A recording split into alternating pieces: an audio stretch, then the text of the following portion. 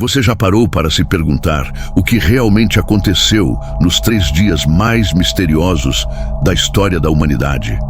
Entre o momento em que Jesus entregou o Espírito na cruz e o instante em que o túmulo foi encontrado vazio, existe um intervalo que poucos compreendem, mas que carrega implicações espirituais profundas. Muitos falam da cruz, muitos celebram a ressurreição, mas quase ninguém se aprofunda no que ocorreu nesse silêncio aparente. E é exatamente aí que está uma verdade que pode transformar completamente a sua fé. No final deste vídeo, você vai entender o que a Bíblia revela sobre esses 3 dias e por que eles abalam não apenas a história, mas o mundo espiritual inteiro. Quando Jesus morre na cruz, não foi apenas um evento físico. A Bíblia deixa claro que algo espiritual estava acontecendo. Em Mateus 27, 50, 51, está escrito que, ao entregar o Espírito, o véu do templo se rasgou de alto a baixo, a terra tremeu e as rochas se fenderam. Isso não é um detalhe poético. O véu separava o Santo dos Santos, o lugar da presença de Deus. Quando ele se rasga, Deus está declarando que algo definitivo aconteceu. Mas o que isso significa para aqueles 3 dias? O apóstolo Pedro nos dá uma pista poderosa em 1 Pedro 3, 18, 19, quando afirma que Cristo, depois de morto na carne, foi vivificado no Espírito, no qual também foi e pregou aos espíritos em prisão. Essa passagem levanta uma pergunta inevitável. Onde Jesus esteve após a morte? E a quem ele pregou? Para entender isso, precisamos ir além da superfície e compreender o contexto espiritual. Na mentalidade judaica do primeiro século, o mundo dos mortos era chamado de Sheol, e no Novo Testamento aparece como Hades. Não era um lugar único de punição final, mas um domínio dos mortos, com divisões. Em Lucas 16, 22, 26, Jesus conta a parábola do rico e de Lázaro, mostrando 2 estados distintos, um lugar de tormento e outro chamado de seio de Abraão, um local de descanso aguardando redenção. Isso nos ajuda a entender que antes da ressurreição, os justos ainda aguardavam algo que só Cristo poderia realizar. Quando Jesus morre, ele não deixa de existir.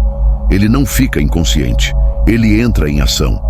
Em Efésios 4, 8, 10, Paulo escreve que Cristo desceu às regiões mais baixas da terra e depois subiu acima de todos os céus.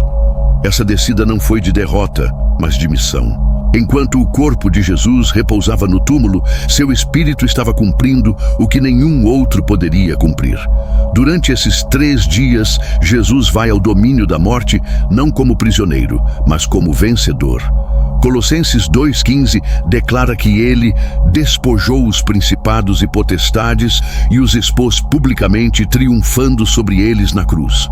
Perceba, a vitória não começa na ressurreição. A vitória é declarada na cruz e aplicada nesses 3 dias. O inferno não recebeu Jesus como alguém derrotado, mas como o rei que entra para proclamar o fim de um domínio ilegítimo. Quando Pedro diz que Jesus pregou aos espíritos em prisão, isso não significa uma segunda chance de salvação, mas uma proclamação de vitória. Ele anuncia que o plano eterno de Deus foi cumprido, que o pecado foi pago, que a morte foi vencida, que a autoridade das trevas foi quebrada. Aqueles que por séculos aguardavam a redenção, agora ouvem que a promessa feita em Gênesis está completa. Lembre-se de Gênesis 3,15, quando Deus diz à serpente que a descendência da mulher pisaria sua cabeça. Durante séculos, o inferno observou a história se desenrolar. Profetas anunciavam, reis falhavam, sacrifícios eram feitos, mas nada resolvia o problema do pecado. Até que na cruz, o Cordeiro Perfeito é morto.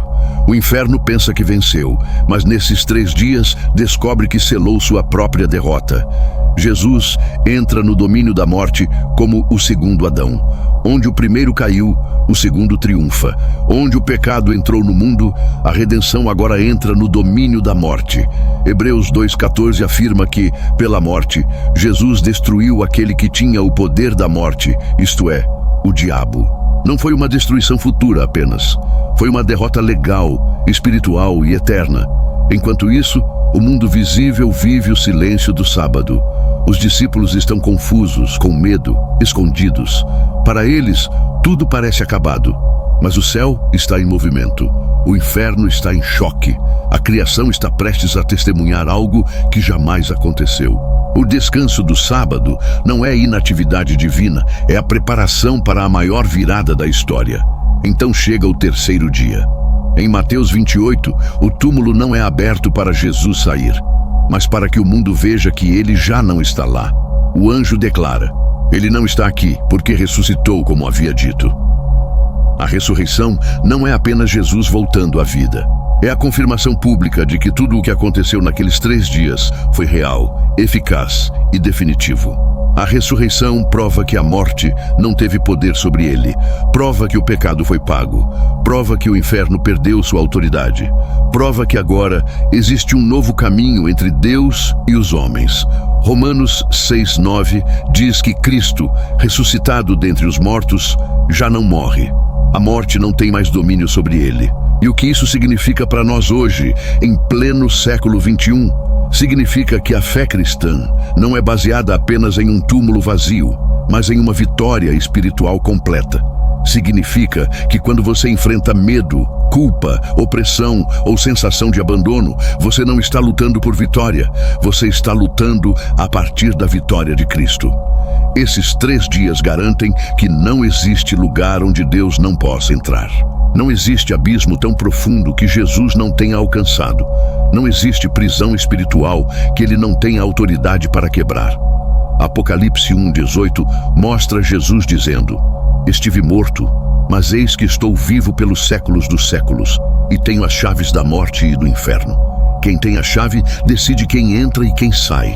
Se você crê nessa verdade, escreva nos comentários: eu creio na vitória de Jesus. Se você precisa de oração, deixe seu pedido aqui. Vamos interceder juntos. Compartilhe este vídeo com alguém que talvez esteja vivendo um sábado de silêncio, achando que tudo acabou, sem perceber que a ressurreição está mais próxima do que imagina. E se você quer continuar descobrindo os segredos profundos da palavra de Deus, inscreva-se agora no canal. Ainda há muito que Deus quer revelar, e Ele quer encontrar você firme na fé, mesmo nos momentos em que o céu parece silencioso.